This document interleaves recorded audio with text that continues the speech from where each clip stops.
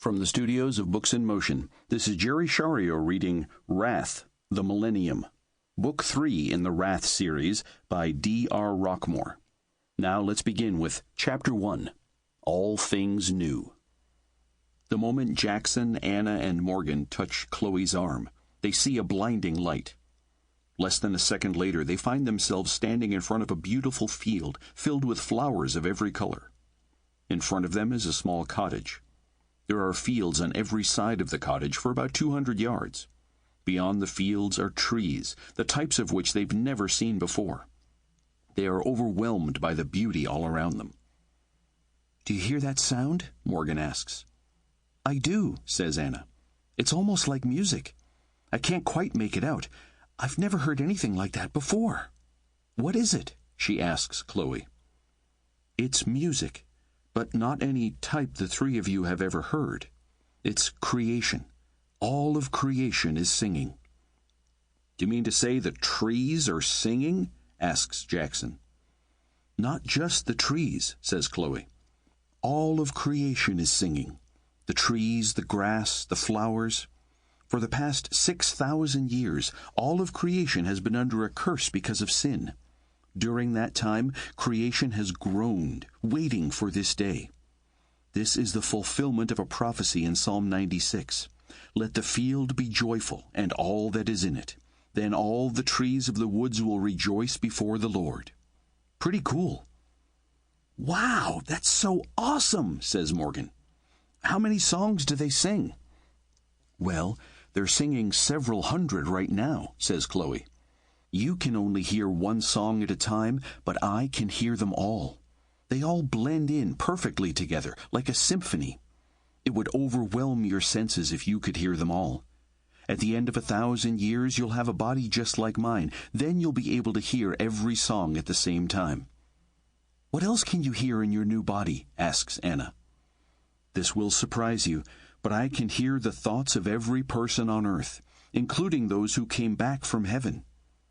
"You mean you can hear them all at the same time?" Jackson asks in disbelief. "Yes, I can. I know it sounds crazy. When I was in heaven, I could only hear the thoughts of others in heaven. But now that I'm back here on earth, I can hear everyone's thoughts. It's a huge advantage for those of us who've returned from heaven. For the next 1,000 years, we will rule and reign with Jesus. By knowing everyone's thoughts, we'll also know their intentions, so we'll be able to address issues before they become a problem." Jackson decides to test this and asks Chloe a question in his mind. "When do I get to see Mom, Dad, and Hannah?" Chloe smiles. "That's a great question, Jackson. Do you remember when Gabriel appeared on the last day of the tribulation? He introduced himself first before allowing the other angels to appear. He didn't want to overwhelm you. The same will be true as we reunite each of you with family members who came back from heaven." Chloe turns to Anna and Morgan. "By the way, Jackson asked a question in his mind about when he will get to see the rest of his family."